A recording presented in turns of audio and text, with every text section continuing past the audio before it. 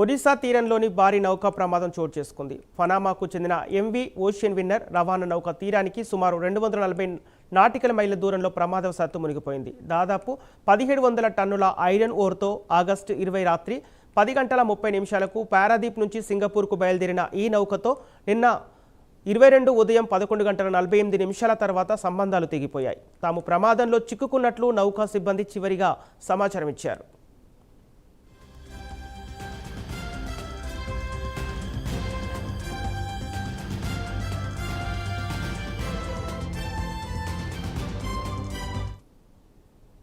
నౌకలో మొత్తం 24 మంది సిబ్బంది ఉన్నారు. వీరిలో 20 మంది చైనీయులు, 3 మయన్మార్కు చెందినవారు, 1 బంగ్లాదేశ్కు చెందిన వ్యక్తి ఉన్నారు.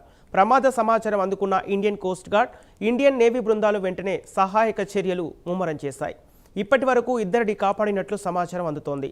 మిగతా సిబ్బంది కోసం సముద్రంలో గాలింపు, సహాయక చర్యలు కొనసాగుతున్నాయి.